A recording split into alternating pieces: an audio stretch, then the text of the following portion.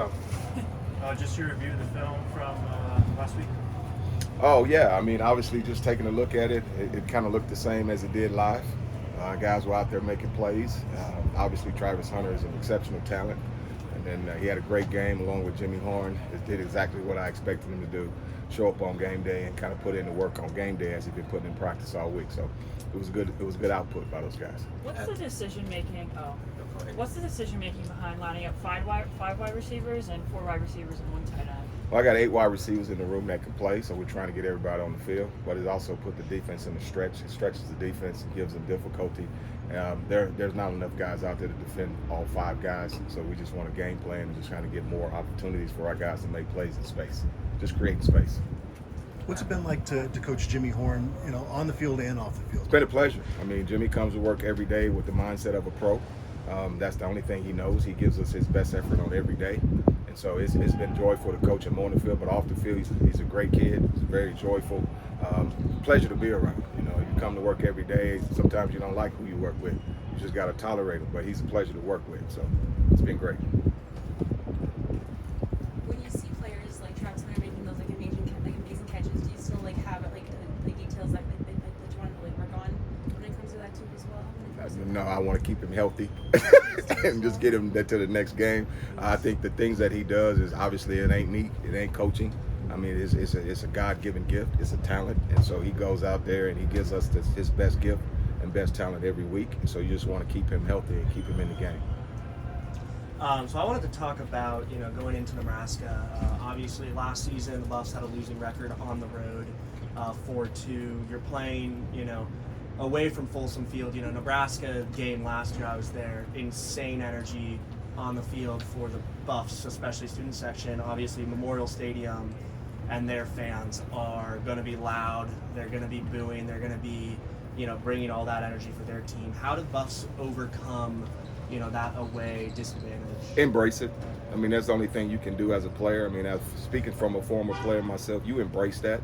You go into that situation anticipating the crowd noise, anticipate the heckling, and obviously if it, the thing that I'm preaching to my guys when I play the game, it's an opportunity for me to get 100,000 new fans. So I'm gonna embrace it. Kind of building off that, it seems like you guys have embraced this Nebraska rivalry. Yeah, absolutely. I mean, it's a rivalry. It's something that we've all come in here and we've kind of inherited it coming into this program. It's just a way of life around here, so we're looking forward to it. What have you seen from LeJohntay and his work ethic and his product on the field? Again, LeJohntay, from my first arrival, when I first got here in January, he showed nothing but a pro mindset. I mean, that's just LeJohntay. He approaches everything as a professional, the same as the rest of those guys in the room. There's obviously the days are counting down for them to be a part of this program.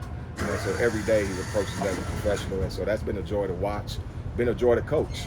He's someone that obviously comes to work and play all 4 positions and is very dedicated to what he needs to do in order to be successful for us. Coach, every morning in the team meetings, you make your way not just down the receiver row, but the running backs, anybody you can touch and hug. Why is that important to you as a coach to have that personal contact? It's not about football. It's just about a personal approach, just getting to know all the guys in the room, letting the guys in the room get to know me, because I'm, like I said, I try to touch everyone because I don't coach everybody, but I am a coach on the staff. So it's just to kind of break the ice, just kind of let them know this is not about football. It's about life and getting them comfortable to start the day in that type of environment. What's been the most impressive thing you've seen from Draylen Miller since his arrival here? The fact that he's playing as a true freshman. I think that's the most impressive thing. I mean, there's not a lot of freshmen playing across the country, and his attitude and work ethic and his success at where he's been in high school, he came in as a winner.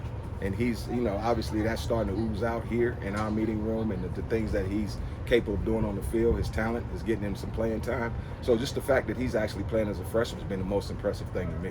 What have you seen from Nebraska's defense? They're big. Yeah. It's a lot of big guys up front. Secondary guys, what I've seen mostly is a lot of experience back there. Those guys played a lot of football together. So we're excited about going up there and just kind of testing what they've been able to do over the past week against what we've been able to do over the past week. So we're excited for that opportunity. Any more questions, Coach? Thank you, Coach. Thank you, Coach. Last week, Coach, the offense seemed to generate a lot through explosive plays. Do you figure that Nebraska could try to slow the game down, and how are you all preparing to adjust? Yeah, to I'm that sure they tempo? got a game plan to try to slow that down. You know, but our game plan won't change. You know, explosive plays is part of what we do offensively. It's part of what we want to do to a defense. So I'm sure they got a plan, but we're going to stick to our plan as well. Thank you, Coach. All right. Thank you. You're welcome, guys.